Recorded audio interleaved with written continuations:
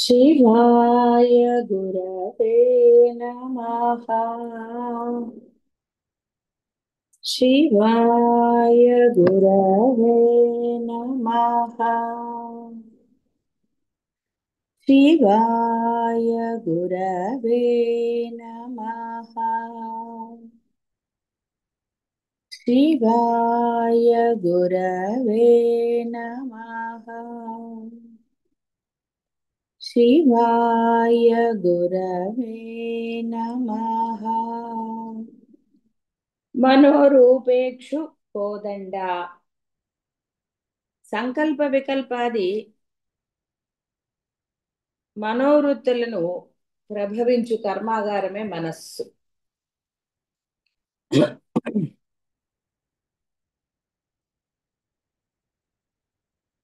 కాబట్టి ఆ మనస్సులో ఉన్నది ఆవిడే. కాబట్టి మనము మనస్సులో ఏదన్నా అనుకుంటే అవతల వాడికి తెలియదు అని అనుకుంటే పొరపాటే.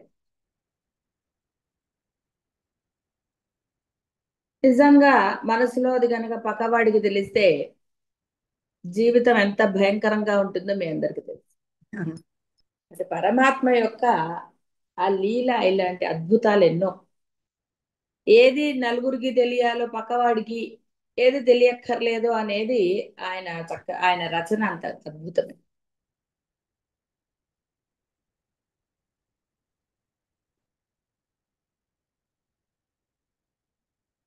ప్రతి జీవి యొక్క హృదయంలో ఆవిడ ఆ దండముగా ఉన్నది.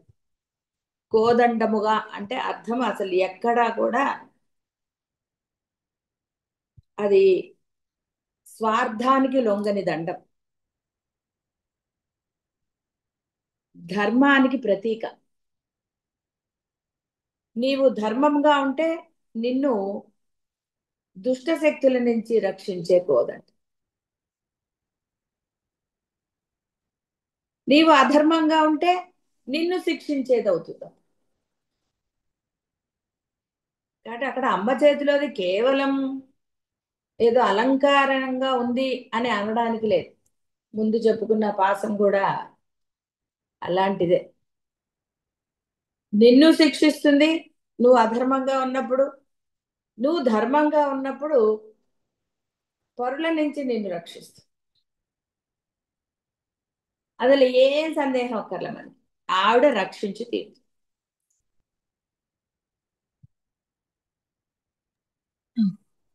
ప్రతి జీవికి తన మానసమునందలి ప్రీతి విశ్వాసములు ఆ ఇక్షుభావ సూచితం అన్నారు.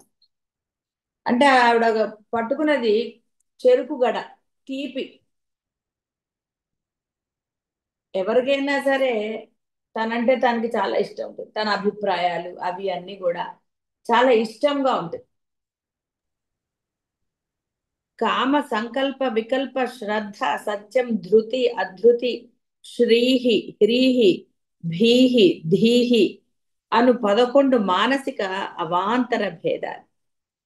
మనస్సునందలి అవాంతర భావములు వ్యక్తి యొక్క జ్ఞాన తారతమ్యమును బట్టి మారుతూ ఉంటాయి. ఇవి సామాన్య మానవునందు ఒక విధమునను ధర్మ ధర్మార్థయగు మానవునందు ఒక విధముగాను విసిదమవుతాయి. పామరునకు నిత్యముగాను స్థిరముగాను తోచు ప్రపంచము జ్ఞానికి అనిత్యముగా అస్థిరముగా ఉంటుంది. ఈ మనోవృత్తులను విశదీకరించుట అప్రస్తుతం కాకున్నాను అని, అంటే దాని గురించి చెప్పట్లేదు అన్నాను. ఇంకా చాలా ఇదవుతుందని. అంటే మనోవృత్తుల గురించి నిజంగా మీకెవ్వరికి వివరించవలసిన ఆవశ్యకత ఉండదు. ఎందుకంటే మీ మనస్సు ఎలా మార్పులు చెందుతోందో, ఎంత ఇక మనం ఏం చెప్తాం, భయంకరంగా ఉంటూ ఉంటుంది. మీరు అనుకున్నదే కరెక్ట్ అంటూ ఉంటారు. ఎంతటి అహంకారంతో ఉంటారో మీకు తెలియదు కాదు. అయితే నిజంగా మీరు గనక నిస్వార్థంగా, అంటే మిమ్మల్ని మీరు ఒకరిని విమర్శిస్తారు కదా, పక్క వారిని విమర్శించే విధంగా మిమ్మల్ని మీరు విమర్శించుకుంటే, అంటే మీరు చేసే పనులు మీరు ఆచరించే ఏదైనా సరే మిమ్మల్ని మీరు విమర్శించుకుంటే ఆ విధంగా మీలో తప్పక మార్పు సంభవిస్తుంది. కానీ ఇక్కడ అదే చెప్తా, ఇక్షుభావ సూచితం. మీ మనస్సు మీకు ఎప్పుడు ఇష్టం కాదు, మీరు చేసేవి మీరు 100% కరెక్ట్ అంటారు, దానితోనే వచ్చే తిప్పలు. మీరు బాధ అనుభవిస్తున్నా సరే అదే అంటారు సరే, కింద పడ్డా నాదే పై చేయంటారు. ఆ విధంగా మీరు అనుభవించే ఆ మానసిక స్థితి నుండి ఇంకోటనండి ఏదైనా సరే అదంతా మీకు శిక్షే. ఎవరైనా సరే సంతోషంగా ఆనందంగా ఎప్పుడు ఉండగలుగుతారు?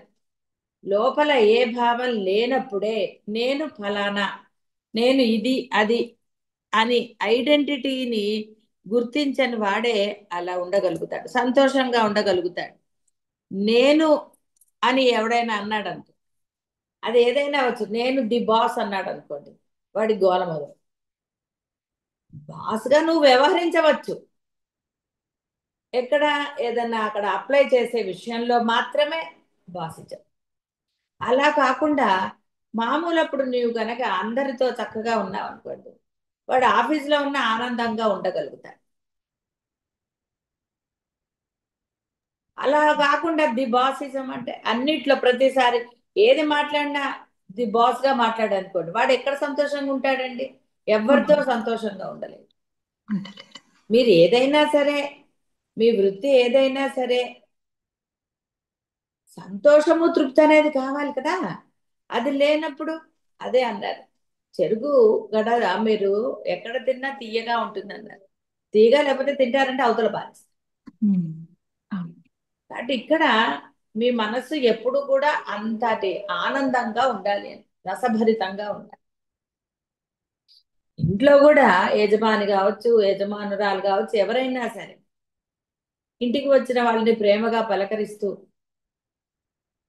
అసలు ఇంట్లో వాళ్ళతో కూడా ఉన్నారనుకోండి, ఆ ఇల్లు చక్కగా ఆనందంగా ఉంటుంది, ఎప్పుడు నవ్వులతో అనండి, సంతోషంగా ఉంటుంది, ముందు తృప్తిగా ఉంటారు ఇంట్లో వాళ్ళంతా. అలా కాకుండా అట్టాట్ నా మాటే వినాలి ఇలా అన్ని అనుకున్నారనుకోండి, ఆ ఇంట్లో సంతోషం ఎక్కడ ఉంటుంది? వీడు సంతోషంగా ఉండలేడు కదా. ఉండలేరు. సినిమాల్లో కూడా చూడటం లేదు ఇది అని. కాబట్టి ఇక్కడ పామరునకు అంటే ఉన్నది పరబ్రహ్మమే అన్న జ్ఞానం లేనివాడు పామరుడు. వాడు ఈ ప్రపంచం నిత్యంగా ఉందనుకుంటాడు, ఇక నానా బాధలు పడుతూనే ఉంటారు. అంటే అన్ని నేను ఫలానా అనుకుంటాడు, నా ఇష్టాలు నా ఇష్టాలు, వాడెవడు నన్ను అండ, ఇలా రకరకాలైన భయంకరమైన భావాలతోటే వాడు ఉంటాడు. అయితే దానికి అంటే ఉన్నది పరబ్రహ్మమే అనే సత్యాన్ని ఆచరణలో పెట్టినవాడు, తెలిసినవాడు కాదు. ఒక రమణ మహర్షి లాంటి వారు. ఏ భేదాలు లేవు, కులమత భేదాలు కానీ ఇంకోటి కానీ, గొప్పవాడు అది ఐడెంటిటీ ఇవేమీ లేవు. అలాంటి జ్ఞానికి ఇది తెలుసు కాబట్టి వాడికి ఎవడి మీద అకారణ ద్వేష కోపాలు అలాంటివన్నీ, హాయిగా ఉంటాడు, వాడు ఆనందంగా ఉంటాడు. అవతల వాడు పరమ దుర్మార్గుడైనా సరే, ఎలాంటి వాళ్ళైనా సరే వాళ్ళకి మంచే చేస్తాడు తప్ప చెడు చేయడు. ఉన్నది బ్రహ్మమే, వాడు చెడ్డవాడైతే నువ్వు చెడ్డగా అవ్వాల్సిన అవసరం ఏమిటి? అక్కర్లేదు. పిల్లలు చెడ్డగా చేశారని మీరు చేస్తారండి? చెయ్యరు కదా. వాడికి నయానో భయానో నచ్చ చెప్పి ఏదో చేస్తారు, ఆఖరికి దండాన్ని ఉపయోగిస్తారు అంతే తప్ప వాడు చెడ్డగా చేశాడు కదా అని మీరు చెడ్డగా చేస్తారు? చెయ్యరు కదా.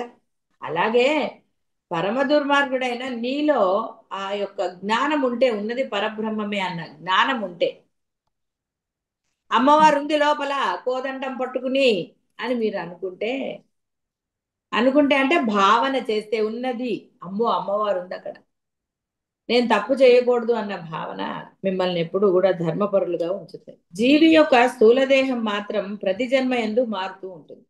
ప్రారబ్ధ అనుభవమునకు తగిన దేహము అవసరమగుట మరణముతో స్థూల దేహం మారుతుంది.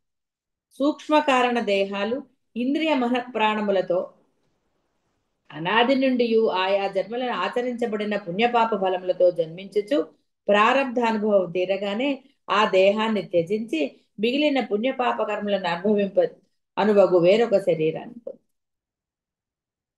జీర్ణ వస్త్రాన్ని అని కృష్ణ పరమాత్మ కూడా చెప్పాడు కదా. ఒక చిరిగిపోయిన వస్త్రాన్ని ఎలా అయితే మనం విసర్జిస్తామో ఆ విధంగా కర్మలు ఇదవగానే మనిషి ఆ జన్మ నుంచి ఇంకో జన్మకు వెళ్తాడు. అయితే ఉన్నది పరబ్రహ్మమే అని తెలుసుకుని నిమిత్త మాత్రుడుగా ఎవరైతే ఉంటాడో వాడికి జన్మరాహిత్యం లభిస్తుంది. అదే మోక్షము, ముక్తి. అలా కాకుండా ఇలా రకరకాలుగా భావ పరంపరలతో ఎవడైతే జీవిస్తాడో, అంటే అమ్మున్న భయం కూడా లేదు వాడికి, ఏది భయం లేదు వాడికి. నేను అన్నదే వాడికి ముఖ్యమైంది. నేను ఫలానా, తన అధికారం నిలబడాలి, నేను పోషిస్తున్నాను, నేను ఇది చేస్తున్నాను, యజమానికి ఉన్నా యజమానురాలికి ఉన్నా ఎవరికి ఉన్నా సరే అహంకారమే కదండి. నువ్వేమిటి ఒకళ్ళని పోషించేది, అంతే, నీ రుణం తీరాలి కాబట్టి అని. అసలు అవన్నీ ఎందుకు, అక్కడ ఆప్షన్ లేదు. So what.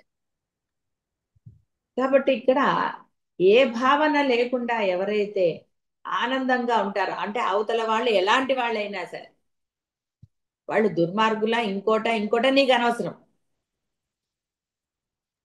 ఒకరిని నిరసించటం కానీ పరిహసించటం కానీ ఏదో సరదాగా ఉండటంలో తప్పులేదు.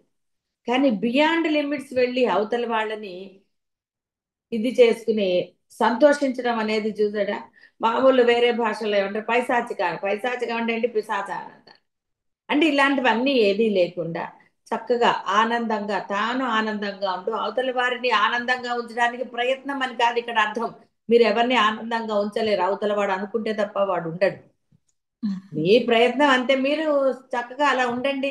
వాడు ఆనందిస్తాడో ఏడుస్తాడో మీకు అవనవసరం. కాబట్టి ఎక్కడ ఇలాగా ఈ పుణ్య పాప కర్మలు ప్రతిదీ కౌంటేనండి, బాగా గుర్తుపెట్టుకోండి మీరు. అందుకే మనసా వాచా కర్మణ, మనసులో తిట్టుకున్నా కూడా పాపానికి ఆయన లెక్క కడతారు. ఆయన లేని ప్రదేశం లేదు. కాబట్టి వాక్కుతో మీరు ఎవరిని, ఇప్పుడు చెప్పాను కదా, పరిహసించడం, వారిని ఇది చేసి వారి వెనక నవ్వుకోవటం కానీ, ఇలా రకరకాలు ఎన్నని చెప్తామండి బాహ్య ప్రపంచాలు. ఇలాంటివన్నీ చేతలు, ఒకరికి చూడండి, వాళ్ళ మీ ఇంట్లో ఉన్నారే అనుకుందాం, పోని కుటుంబ సభ్యులే అనుకుందాం, బంధాలు ఎందుకు నేను చెప్పడం చెప్పండి, ఇంట్లో ఉన్న వారికి మీరు వారితో సరిగ్గా, అంటే వారికి సరైన భోజనం కానివ్వండి, మీరు తిని వాళ్ళకి పెట్టకపోవడం, ఇలాంటివన్నీ చేతలంటే. కేవలం కొట్టడం ఒకటే చేత అవ్వదు. వారిని ఇక అది చెప్పడం కూడా కొంచెం కష్టం కదా. ఇంటింటికి మనిషి మనిషి కింద చెప్పాడు కదా, బుద్ధితో మారుతూ ఉంటుంది.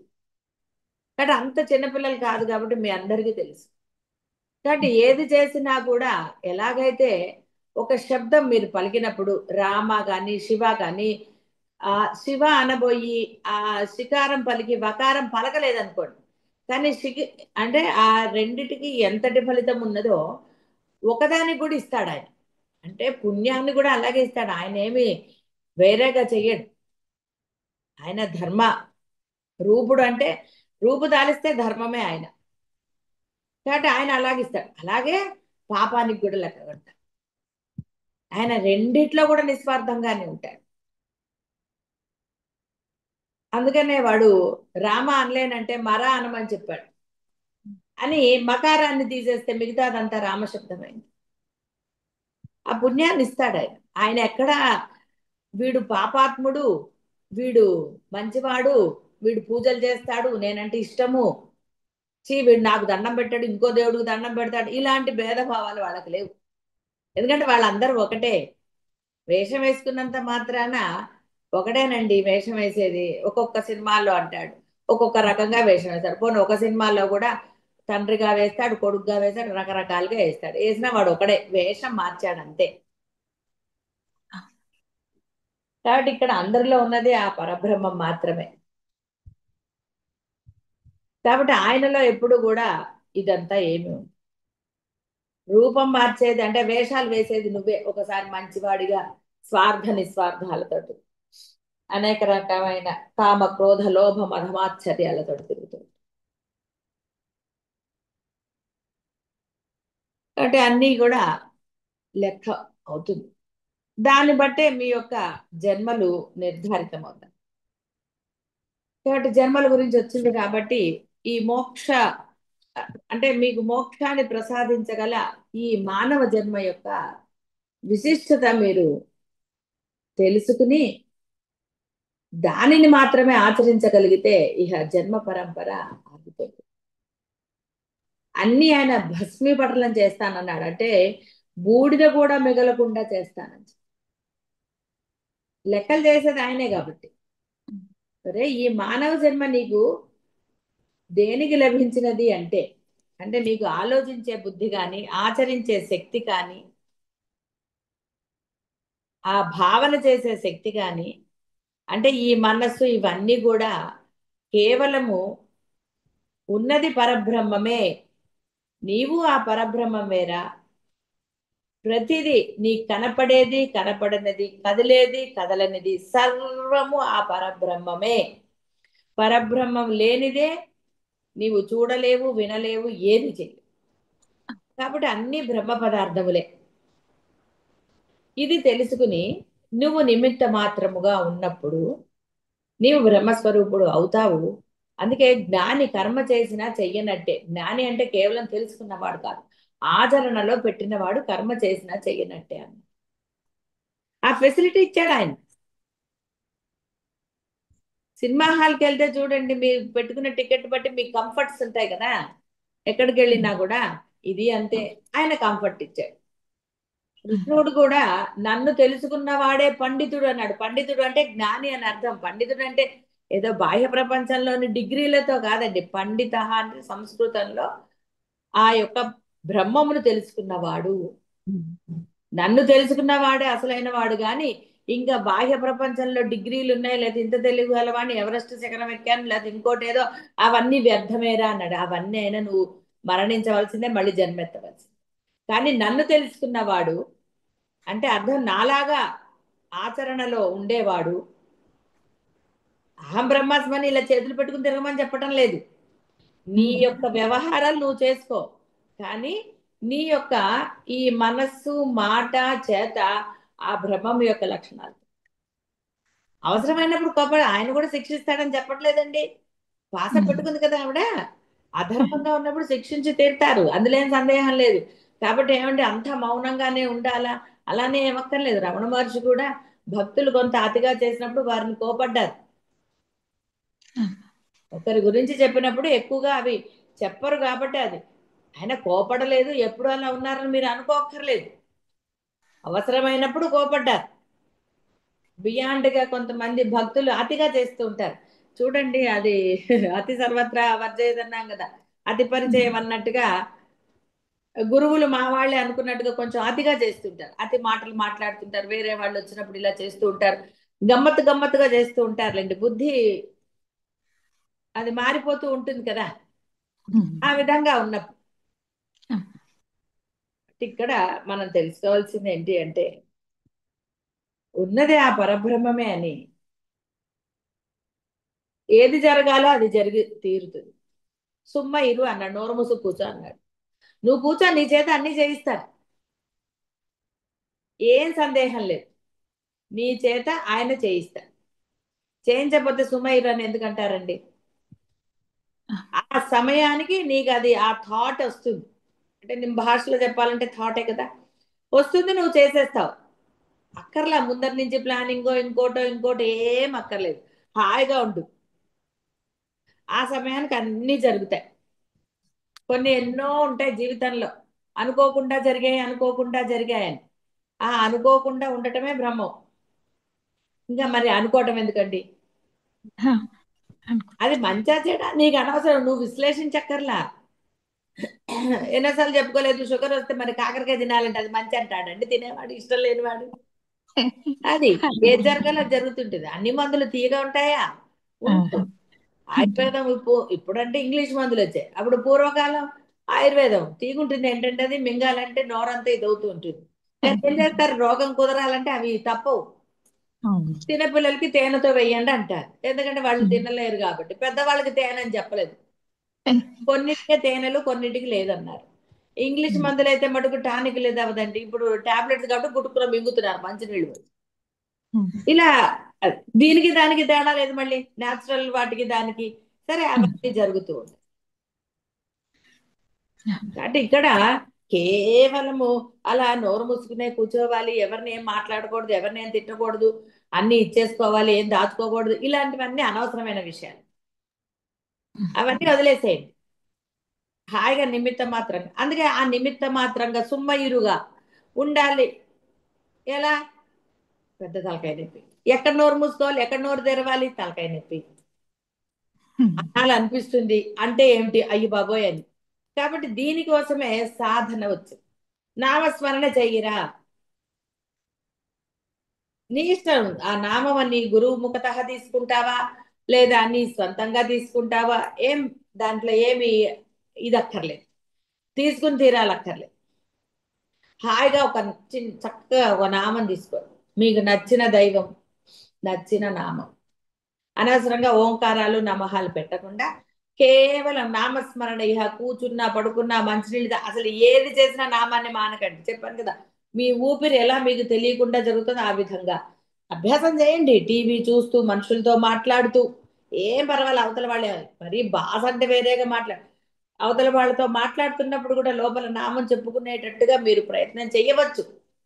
దానికోసమే మొదట కొంత దీక్షగా సమయాన్ని కేటాయించుకోవాలి, లేదు అనకూడదు.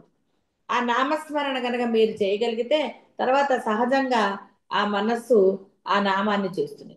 అప్పుడు సర్వకాల సర్వ అవస్థలు అన్నారు. అవస్థలు అంటే నిద్ర, మెలకువ ఇవే కాదు, ఎలాంటి సిచ్యుయేషన్స్ వచ్చినా సరే మీకు బాహ్య ప్రపంచంలో అప్పుడు ఇహ మీకు ఈ తలకాయ నొప్పి ఉండదు. ఏమనాలి, ఏమనకూడదు, ఇలాంటివన్నీ తలకాయ నొప్పి. ఏ తలకాయ నొప్పి ఉండదండి. తలకాయ లేని వాడికే జ్ఞానం లభిస్తుందని వశిష్ఠుల వారు చెప్పారు. తలకాయ తీసేయమని కాదు అర్థం. అంటే అనవసరమైన నేను అన్న భావన నశించటమే తల లేకపోవటం. తలలో కదండి బ్రెయిన్ అంటారు. బ్రెయిన్ ఉందా, నీకు తెలివితేటలున్నాయా అంటారు. బ్రెయిన్ లేకుండా ఉంటేనే హాయ్. ఆలోచన చేస్తే నాదే గొప్ప అంటారు. నాకంటే తెలివి గల వాళ్ళు లేడు అంటారు. నేను చేసిందే కరెక్ట్ అంటారు. ఎన్ని మూర్ఖత్వాలండి, ఎన్ని మూఢత్వాలు. అందుకని సరే, కాబట్టి ఎందుకు పుణ్యపాప కర్మలను అనుభవించటం, అవి అనుభవించడానికి మళ్ళీ శరీరం. కాబట్టి మీకు లభించిన ఈ మానవ జన్మని సార్థకం చేసుకోండి. అమ్మ ఉపాసనలో కూడా అదే చెప్పబడుతోంది, గ్రహించండి. ఏదైనా బ్రహ్మం నుంచి వచ్చినదే కాబట్టి మీరు ఉపాసన చేస్తే ఉపాసన ఫలితంగా మీరు పొందేది జ్ఞానమే. అంటే సర్వస్వ శరణాగతి. అమ్మ తప్ప అన్యం లేదు. మంచా చెడ నీకు అనవసరం, నీవు అమ్మను ఉపాసించటం అంటే అంతటికి అమ్మే. అమ్మ నీ అనుగ్రహం. ఎక్కడ మీ ఐడెంటిటీని మీరు చెప్పుకోకండి. అబ్బాయి ఎంత గొప్పవారండి మీరు అని అన్నారనుకోండి, అంత అమ్మ అనుగ్రహం అంటారండి. అనగలగాలి, అన్నవాడికే ఆ ఉపాసన అంటారు. అలా కాకుండా అదేనండి అని అన్నారనుకో, క్రెడిట్ తీసుకోకూడదు. ఎప్పుడు కూడా బాగా గుర్తుపెట్టుకోండి. క్రెడిట్ మీరు తీసుకున్నారా గోవిందా. దేనికైనా క్రెడిట్ మీరు తీసుకోకండి. మామూలుగా మనిషి యొక్క లక్షణం ఎలా ఉంటుంది, చెడు అయితే పక్కవాడి మీదకి దోస్తాడు, మంచి అయితే తను తీసుకుంటాడు. ఎంత కష్టపడ్డానో తెలుసానండి ఈ స్థితికి రావడానికి. ఇలా రకరకాలుగా అంటూ ఉంటారు. నువ్వు కష్టపడలేదని ఎవరు అంటం లేదు, కానీ ఆ కష్టం లోపల బ్రహ్మం ఉన్నప్పుడు కదా, ఆ బ్రహ్మం నీకు సహాయం చేశాడు పాపం. కాబట్టి క్రెడిట్ వాళ్ళకి ఇచ్చేయండి. ఉపాసించండి దైవాన్ని, ఆ ఉపాసన దైవానికి ఇచ్చేయండి. వాళ్ళు వేరు కాదు అన్న పరమ సత్యం మీకు బోధపడే వరకు క్రెడిట్ మీది కాదు. ఆ తర్వాత తీసుకోమన్నా తీసుకోలేదు. అంతా అదానండి. అంతేగాని నేను గొప్ప, నేను అయిపోయాను, లేదా నేను ఇది అది ఇది అని మీరు భావన చేయకండి. అది మిమ్మల్ని బురదలోకే నెట్టేస్తుంది. తెలిసి బురదలో కాలేసే వాళ్ళు ఏం చేస్తారంటారు చూసారా, ఇది అదే అహంకరించటం అంటే బురదే. నేను గొప్పవాణ్ణి, ఇది నా స్వశక్తితో నేను సంపాదించాను, నేను ఇంత గొప్పవాణ్ణి, ఇవైతే ఏమన్నా అదంతా బురదేనండి. కృష్ణుడు చక్కగా మంచి మాటలో భ్రష్టు పట్టిపోతావురా అన్నాడు, అంతే, ఇంకేం లేదు. ఇంకోటి అన్నారు నికృష్ట జన్మలు పొందుతావన్నారు. మరి అహంకరిస్తే కాకేమవుతుందండి, గొప్ప పాపం కొడదామని వస్తుంది, ఏమవుతుందండి, చచ్చిపోట్లా. అది పుట్టకుండా వేరే దూరం వెళ్తే అది చచ్చిపోతుందా పాపం, ఉంటుంది కదా ఆ 2 రోజులు. మనిషి దగ్గరకు వచ్చి అట్టాగే ఉందనుకోండి, చచ్చిపోతుంది కదా పాపం. ఇక సరదాగా అంటే ఇంత చిన్న అహంకారమే, దానికి అదే అనుకోండి, అది వేరే విషయం. అలా అలా అంటే లాగి పీకకుండా మామూలుగా మనం అర్థం చేసుకుంటే. కాబట్టి చిన్న లేస మాత్రమైన అహంకారం నీలో ఉంటే నీకు అన్ని దూరం అయిపోతాయి. ఉమ్, కాకపోతే నాకు ఏది దూరం కాలేదు, నేను బ్రహ్మాండంగా ఉన్నానా నువ్వు భావిస్తావు. ఆ, సంతోషంగా ఉన్నావా లేదా అది చూసుకోండి. ఉమ్, ఎందుకు లేనండి, నాకు పరమ సంతోషంగా ఉందంటే ఎవడేం చేయలేడు. ఉమ్, బురదలోనే ఉండి బురద పురుగండి, ఇప్పుడు చూడండి బావిలో కప్ప ఇవన్నీ చెప్పుకోలేదు. అదే అవును. ఆనందం అంటే ఎవరేం చేస్తారు. అదంతే. కాబట్టి వేరొక శరీరాన్ని పొందుతాడు. ఇటులా పరివర్తనము చెందుచుండుటయే జన్మ పరంపర. ఇట్లాగుట దేహేంద్రియ బుద్ధి ప్రాణములు పుణ్యపాప స్వరూపములే అవుతాయి. ఇందు దేహము స్థూలమగు పుణ్యపాప స్వరూపం, ఇంద్రియములు సూక్ష్మములగు పుణ్యపాప స్వరూపాలు, మనస్సు సూక్ష్మతరమగు పుణ్యపాప స్వరూపం, ప్రాణము అవ్యక్తమగు పుణ్యపాప స్వరూపం. పూర్వజన్మన అంతిమ కాలమున మనస్సు అందు ఏ కోరికలు ఉండెనో అవన్నీ వర్తమాన జన్మేందలి మానసమున ఉంటాయి. సరే ఇదంతా ఓ పెద్ద ఇది. ఇదేమిటో నాకు ఎవరు పోలికొచ్చిందో దీనికి అని అంటూ ఉంటారు చూసారా. అవును. వీడికి ఎవరు పోలికొచ్చిందో మా ఇళ్లలో మా తాత ముత్తాతలకు కూడా అవి లేవని. అవన్నీ పూర్వజన్మం అనమాట. సరే ఉమ్, ఎవరన్నా అవన్నీ అనుకోవటం ఎందుకండి. తెలియని వాడి గురించో తెలియని జన్మల గురించో దేనికి. ఇప్పుడు అవసరం. నీకు మానవ జన్మ లభించినది మోక్షము పొందడానికి మాత్రమే. ఉమ్, ఇది గ్రహించు. ఎలా వస్తుందండి, చెప్పబడుతోంది కదా, గ్రహిస్తున్నావు కదా, తెలుసుకున్నావు కదా, ఆచరణలో పెట్టు. ఎప్పటి నుంచో, ఎందుకంటే దీనికి మంచి ముహూర్తం అక్కర్లేదండి. ఎప్పుడు నీకు తెలియబడిందో సాధన ఆచరణ, సాధన ఆచరణ రెండు జరిగాయి అనుకోండి సైమల్టేనియస్ గా, ఉమ్, ఇంకా అంతే. హాయిగా అందులో నిశ్చలంగా ఉండిపోగలుగుతాం. అవును. నీకు ఆ విషయం తెలిసిన వెంటనే నిర్ణయం తీసుకున్నారు అనుకోండి, అప్లై చేసేస్తే జరిగిపోతుంది. అంతే. కానీ ఏముండాలి ఏముండాలి అనుకుంటూ కూర్చున్నారు అనుకోండి, అవ్వదు. తెలుస్తుందా. అవ్వదు. వాళ్ళు వెళ్ళాలి వెళ్ళాలి అనుకున్నారు, ఎందుకు మీనమేషాలు టక్కున వెళ్ళిపోవటమే. ఉమ్, చెడ్డ పని కంటే కొంచెమన్నా ఆలోచించాలి జ్ఞాని కాని వాడు. మంచి పనికి ఆలోచన ఎందుకంటే మళ్ళీ ముహూర్తం ఎందుకు. ఉండకూడదు. ఇవాళ శుక్రవారం అండి, నేను డబ్బులు ఇవ్వను, దానం చేశారు, ఎవరో వచ్చారు పాపం, అత్యవసర పరిస్థితులు. అబ్బే శుక్రవారం కదండి నేను ఇవ్వను, రేపంటే వాడు ప్రాణాలు నిలబడతాయంటే రేపటి వరకు. అవును. లేదమ్మా. శుక్రవారాలు ఇవన్నీ కల్పించుకుంది నువ్వే. ఉమ్, కాబట్టి ఈ శుక్రవారం నేను డబ్బులు ఇవ్వను, నా చేత్తో ఇవ్వను, పక్క ఏమిటండి ఇవన్నీ. అదే నువ్వు ప్రాణం పోతుంటే డబ్బులు ఖర్చు పెట్టకుండా డాక్టర్కి నేను ఇవ్వాలి ఇవ్వనండి రేపిస్తానంటే డాక్టర్ ఇచ్చేస్తాడా. ఎవరైనా అంతే. కాబట్టి ఇక్కడ నీ దేహం ఎందుకు వచ్చిందో అది గుర్తుపెట్టుకో. అన్ని జరుగుతాయి, అప్పుడు నువ్వు డబ్బు ఇవ్వకపోయినా పని జరుగుతుంది. ఎందుకంటే నువ్వు అలా ఉన్నావు కాబట్టి. యద్భావం తద్భవతి.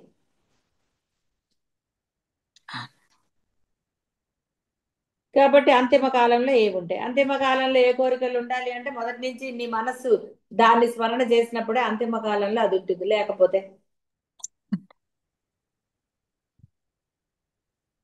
క్రొత్తవి తదనుగుణముగా జనిస్తాయి. వీటిని ప్రవర్తింపజేయవాడు అనేక జన్మసాక్షియగు పరమేశ్వరు. వెష్టి మానసములన్నీ సమిష్టిగా గలవాడు పరమేశ్వరుడే. ఇక్కడ పరమేశ్వరుడు అనగానే శివుడు కాదండి, పరబ్రహ్మమే. ఈశ్వరుడు అంటే పాలనాశక్తి కలవాడని అర్థం. కాబట్టి ఇక్కడ ఎక్కడ వచ్చినా ఈశ్వరుడు అని అంటే అది కేవలము పరబ్రహ్మం అనే తీసుకోవాలి తప్ప మళ్ళీ మనం పూజించే శివుడు అని తీసుకోవాలి. వెష్టి మానసములను ప్రేరేపించినది కూడా పరమేశ్వరుడే. నిత్య అనిత్య వస్తు వివేక సంజ్ఞచే ఈ యొక్క బుద్ధి మారుతూ ఉంటుంది. గ్రహించామనుకోండి ఏం జరుగుతుందో తెలుసు, గ్రహించకపోతే ఎంత హాయిగా ఉంటుందో కూడా మీకు తెలుసు. చూసి చూడనట్టు వదిలేయాలని చెప్తూ ఉంటారు కదా. హాయ్ కదండి చూసి చూడనట్టు వదిలేస్తే. చూసి చూడనట్టు ఉండేవాడే ఆనందంగా ఉంటాయి. అన్ని పట్టించుకున్నాడు అనుకోండి, అది ఇంట్లో అయినా ఎక్కడైనా సరే ఆనందంగా ఉండలేరు. వాడికి మొదలవుతుంది. అందుకని ఇప్పుడు సూపర్ మార్కెట్లో వచ్చాయి, నీకు కావాల్సిన వస్తువులు అయితే హాయిగా బిల్లు కరెక్ట్ గా ఉంటుంది. అన్ని చూసుకుంటూ వెళ్ళాడు అనుకోండి, అన్ని చూసినా ఏది కొనని వాళ్ళకి ఏ బాధ లేదు, ఏ గొడవ లేదు. అదే అన్ని చూశారనుకోండి, చూద్దాం చూద్దామని బిల్లు పెరగదండి. పెరుగు. అందుకని దేనికండి? కాబట్టి హాయిగా సుమ్మ ఇరు రమణ మహర్షి చెప్పారు. ఏ ప్రయత్నం అక్కర్లేదన్నారు. నీ చేత ప్రయత్నం కూడా చేయించబడుతుంది. నీ చేత ఆ పనికి కావలసిన ప్రయత్నము చేయించదు. నోట్లో అన్నం పెట్టుకుని నవలట్లేదండి. నవలమని ఎవరన్నా చెప్తున్నారా? ఏమన్నా లేదు. తిట్టేశారా? లేదమ్మా. మరి అప్రయత్నంగా నవలరండి లోపల ఏం పెట్టుకున్నా కూడా. అవును. మళ్ళీ మింగుతారు కదా. ఇవన్నీ ఎలా జరుగుతున్నాయండి? వాటికి ఏం ప్రత్యేకంగా ఇవి లేవు. లోపలికి వెళ్ళాక సహజంగానే ఆహార పదార్థాలు అటు ఇటు జరుగుతున్నాయి కదా. రక్త మాంసాలు అవన్నీ మారట్లేదు. అవుతాయి. మరి ఇవన్నీ జరిగినప్పుడు మీరు మటుకు ఎందుకంటే అనవసరమైన ఆలోచనలు, లేనిపోని బాధలు, లేనిపోని కష్టాలు, ఏది కష్టపడక్కర్లే. భగవద్ ఆరాధన కూడా ఏమీ కష్టపడక, ఎక్కడికెక్కడికో పరిగెత్తక్కర్లేదు, ఏది అక్కర్లేదు. హాయిగా నువ్వు ఉన్న చోట ఉండి చేసుకో. ఉమ్. హాయిగా చేసుకో. అందుకనే సర్వకాల సర్వావస్థలు ఏందన్నారు. ఎట్లయినా చేసుకో, నువ్వు ఏం నష్టమేం లేదు. నిద్ర లేచిన అంటే మధ్యరాత్రి నిద్ర మెలకొచ్చింది, నిద్ర పట్టట్లేదు, హాయిగా అలా పడుకునే నామస్మరణ చేయి. నీవు ఆయన సమక్షంలో ఉండు. ఉపవాసం అంటే సమీపంలో వాసం చేయటం, నివసించటమే ఉపవాసం. శరీరాన్ని ఇచ్చేయటం కాదు. అయితే బాగా తిన్నవాడికి నిద్ర వస్తుంది, వాడు ఇంకా ఏం చేస్తాడంటే అందుకని ఆ రోజు మితముగా తినండి అన్నాడు. ఉడికిన పదార్థాలు తింటే బాగా నిద్రపోతారు కాబట్టి ఉడకనివి అవి ఏవో ఫ్రూట్స్ అవి తింటే కాస్త, అంతేగాని అవి పట్టించే మళ్ళీ ఫుల్లుగా పట్టించాక ఇంకా వాసం ఏమిటండి? అది నిద్ర వస్తుంది కదా ఏది తిన్నా అవును. తింటే. కాబట్టి మితముగా అన్నారు, కాస్త ఖాళీగా ఉండేటట్టు, హుషారుగా ఉండేటట్టుగా తినాలి. అంతేగాని బద్ధకంగా ఉండేటట్టుగా తినకూడదు. ఈ విధంగా ఉపవాసం అంటారు. కాబట్టి ఎప్పుడు నీవు అక్కడ ఆ నీవు నమ్మిన పరమాత్మ దగ్గర అయినా సరే, రూపం అయినా సరే, అందుకని ఆ నామస్మరణ చెప్పు. నువ్వు నామం చెప్పుకో, రూపాన్ని భావించక్కర్లే ప్రతిసారి. నామం నామం వేరు, రూపం వేరు కాదు. నువ్వు నీ పేరు ఒకటే కదండి. పిలిస్తే నువ్వే పలుకుతావు, వేరే వాళ్ళు పలుకుతారా? లేదు. అక్కడ లేదమ్మా. పలుకుతున్నా ఆ పేరు ఉంటే మీరే గబుక్కున పలికేస్తారు. ఉమ్. కాబట్టి అవును. నామ రూపం వేరు ఎలా అవుతుందండి? అవ్వదు. అవ్వదు. కాబట్టి ఇక్కడ వాళ్ళే. కాబట్టి ఆ విధంగా మీరు ఉన్నప్పుడు మీ మానవ జన్మ అంటే ఈ జన్మ సార్థకం. ఈ మానవ జన్మ ఇచ్చిందే అందుకు. ఒరే నీకు బుర్ర ఇచ్చింది అందుకేరా, కాళ్ళు చేతులు ఇచ్చింది అందుకే, అన్ని ఇచ్చింది నా కోసమే. నీవు ఇప్పటి వరకు తెలియనంత వరకు నీ కోసం వాడుకున్నావు. ఏమిటి లభించింది నీకు? దుఃఖాలే కదండి. ఇప్పుడు లిస్ట్ చెప్పమంటే ఏం చెప్తారండి? మీరు అనుభవించిన కష్టాలు, అంటే మీరు ఉన్నత స్థితికి చేరినందుకు పడ్డ కష్టాలు కూడా చెప్తారు. ఇక్కడ ఎవరికి చాలా తక్కువ మందికే క్రెడిట్ ఇస్తారు. క్రెడిట్ అంతా మీకే ఉంటుంది, లిస్ట్ మటుకు ఎప్పుడు అదే ఉంటుంది. మీ ఆనందాల లిస్ట్ చెప్పమంటే ఆలోచిస్తారు. అదే ఇది పెట్టుకున్నారనుకోండి, ఆనందం తప్ప అక్కడ వేరేది లేదు. ఉమ్. కాబట్టి ఈ మానవ జన్మ ఇచ్చింది నా కోసమేరా, నన్ను తెలుసుకోవడానికి. అందుకని నీకు తెలియబడ్డాను నేను. ఉమ్. అందరికీ ఏం తెలియబడదు ఇది. అందరు అవును. వింటారండి? లేదా ఎవరికి ఆ సమయం వచ్చినప్పుడు ఆ బుద్ధి ప్రచోదయాత్, కాబట్టి కలుగుతుంది. వింటారు. విన్నదాన్ని కేవలము విని ఊరుకోకూడదు, ఆచరణ పెట్టాలి. అప్పుడు విన్నదానికి ఫలితం. ఏమంటారండి మీరు కూడా వేరే వాళ్ళని? ఇంత చెప్పింది అర్థం కాలేదా? ఏం చెప్పాను, ఏం చేస్తున్నావు అనరు. అంటామమ్మా. కాబట్టి పరబ్రహ్మం కూడా అదే అంటాడు. ఒరే ఇంత నీకు తెలియజెప్పాను కదరా, నీకు బుద్ధి కలిగించాను, వినాలన్న జిజ్ఞాస నీకు కలిగినది. ఎందుకు? ఆ జిజ్ఞాసని నువ్వు ఆచరణలో పెట్టాలి. పెట్టనప్పుడు ఇంకెందుకురా అన్నాడు ఆయన. అది దేని దారి దాందే అయితే. వృధా. అందుకే కళ్ళు చేసే పని చెవులు చేయలేవు, చెవులు చేసే పని కళ్ళు చేయలేవు. ఎంత బాగా చెప్పాడు, చూసే కళ్ళు మాట్లాడలేవు, మాట్లాడే మాట్లాడలేదు. చూడలేదు కాబట్టి నాకు తెలియదు బొమ్మన్నాడు ఆ ముని. ఎంత చక్కగా చెప్పాడు. అవునమ్మా. అదే విధంగా మీరు కూడా అంటే ఆ తెలిసిన దానిని ఆచరణలో పెట్టాలి. పోనీ ఆయన ఆచరణ చెప్పింది ఏమన్నా కష్టమైందా? మీరు ఏసీ రూమ్ లో కూర్చోవచ్చు, ఎట్లా మీ కంఫర్ట్, పడుకుని చేయొచ్చు, కూర్చుని చేయొచ్చు, రిలాక్స్ అయ్యి చేయొచ్చు, నడుస్తూ చేయొచ్చు, ప్రయాణం చేసి, ఎలా చేసినా సర్వకాల సర్వావస్థలు ఏందన్నాడు. నువ్వు చెయ్యగా నీ పని చేయటమే లక్ష్యంగా పెట్టుకో. అది నీకు అలవాటు అయ్యే వరకు కొంత సమయాన్ని కేటాయించి తీరాలి. చేసామనుకోండి ఇంకా తర్వాత అక్కర్లేదు. మరి ఆ మాత్రం కూడా చేయనంటే ఎలాగండి? ఇష్టమైన దానికోసం ఆర్డర్ పెట్టుకోవాలన్నా, రెస్టారెంట్కి వెళ్ళాలన్నా కష్టపడాలి కదండి. అవునమ్మా. వండుకోవాలన్నా కష్టపడాలి. పోనీ వంట వాళ్ళని పిలవడానికైనా అంతో ఇంతో శ్రమ లేనిదే నువ్వు ఏది పొందలేవు బాహ్యంలో. ఆ, ఆయన ఏమన్నాడు, ఒరే ఆ కాస్త శ్రమ ఇక్కడ పెట్టినా చాలరా నువ్వు తరించిపోతావు. ఉమ్, ఇదే జన్మ పని కాబట్టి ఈ మానవ జన్మని సార్థకం చేసుకో. బాహ్య ప్రపంచంలో ఎన్నిటికో నానా అవస్థలు, కానీ ఇక్కడ అన్ని అవస్థలు లేనే లేవు. అప్పుడు నీకే అన్నీ కూడా మనసుకి తెలిసిపోతాయి. మనస్సు గురించి కదండి చాలా చెప్పవలసి వస్తుంది. ఎందుకంటే ఈ మనస్సే ద్వేషం అంటుంది, కోపం అంటుంది, ఇంకా లోభత్వం అంటుంది, స్వార్థం. తనవాళ్ళు అనంగానే ఒకటి, పక్కవాడు అనంగానే లోభత్వం వచ్చేదండి. కోపాలు, కామాలు, కామం అనంగానే రకరకాలు అక్కర్లేని వస్తువులు కావాలంటుంది. ఏదో ఇక మీ బుద్ధుల గురించి, అంటే ఎవరి బుద్ధుల గురించి వారికి తెలియంది అక్కడ ఏమీ లేదు. ఆ, అందరికీ తెలిసిందే ఎవరి బుద్ధులు ఎలాంటివో, ఎలా మారుతాయి. కాబట్టి ఉపాసన చెయ్యండి, సాధన చెయ్యండి. చేసి ఇప్పుడు తెలిసింది ఉన్నది అంటే ఈ మానవ జన్మ ఎందుకు లభించినది. కాబట్టి ఆ మానవ జన్మ ఎందుకు లభించిందో తెలిసింది కాబట్టి దాన్ని ఆచరణలో పెట్టండి, ఏం నష్టం లేదు. ఎప్పుడు చేస్తే అప్పుడు ఆచరణలో పెట్టడమే. ఇక్కడ ముందు వెనకలు అలానే ఏమీ లేదు. ఇన్ని సంవత్సరాలు భక్తుడిగా ఉండవలసిందే, ఇన్ని సంవత్సరాలు సాధన, ఇలాంటివన్నీ ఏం లేవండి. బాహ్య ప్రపంచంలో అయితే ఒక డిగ్రీ 3 ఏళ్ళు, ఇంకో డిగ్రీ 4 ఏళ్ళు, ఇంకో డిగ్రీ 5 ఏళ్ళు, ఇలా రకరకాలు. మీకు ఉద్యోగం కావాల్సి వచ్చినా ఏదొచ్చినా వాటి యొక్క క్వాలిఫికేషన్స్ మారిపోతూ ఉంటాయి. కానీ ఇక్కడ మీరు జ్ఞానిగా అవ్వడానికి, అంటే ఎందుకు మీరే పరబ్రహ్మం అవ్వడానికి క్వాలిఫికేషన్స్ ఏం లేవు. కేవలం క్వాలిఫికేషన్ అంటే మీకు బుర్ర లేకుండా ఉండటమే. ఆలోచన రహిత భావాతీత స్థితి అన్నారు. అందుకని ఏది లేకుండా హాయిగా ఉండండి ఆ సమయానికి, ఏదో అలాగా. ఇదేం పెద్దగా అదండి, అలా ఎలాగండి జరుగుతాయి. నువ్వు అనుకుని పొడుగు పెరిగావా, అనుకున్న నీ అన్నము ఏ కాదండి నేను ఇది తింటున్నాను ఇది రక్తం అవ్వాలి అని అనుకుని తింటారా? ఒట్టిగా కొన్ని సైన్స్ ప్రకారంగా ఏవో తింటే రక్తం ఎక్కువ అవుతుంది, ఇది తింటే అది అని ఏదో నిరూపించుకున్నారు బయట. అవన్నీ తిన్న వాళ్ళకి రక్తం ఉందండి, తినని వాళ్ళకి రక్తం లేదా? ఉందిగా. నువ్వు డాక్టర్ దగ్గరికి వెళ్ళావు కాబట్టి, రక్త పరీక్ష చేశారు కాబట్టి అలా అన్నారు, ఇవి తినమన్నారు. ఉమ్, ఏది లేని వాడండి, ఏం పూర్వకాలం ఇన్ని టెస్టులు ఉన్నాయా? షుగరే లేదు. లేవమ్మా. లేవమ్మా. కాబట్టి ఇవన్నీ సరే వచ్చాయి, వాటన్నిటిని మనం విమర్శించక్కర్లేదు, నిరసించక్కర్లేదు, ఏది చేయక్కర్లేదు. కాలానుగుణంగా జరిగిపోయేవి జరుగుతూ ఉంటాయి. నీకు ఇప్పుడు పరమసత్యం తెలిసింది, పరమసత్యంగా ఉండు నువ్వు. అజ్జా ఉమ్, బాహ్య అంతే. ప్రపంచం గురించి తర్వాత ఆలోచిద్దు కానీ నీకు తెలియబడింది ఎన్నో వేల మందికో లక్ష మందికో తెలియని పరమ సత్యం. ఈ మానవ జన్మ అంత అద్భుతమైనది ఇంకొకటి లేదని నీకు తెలిసింది.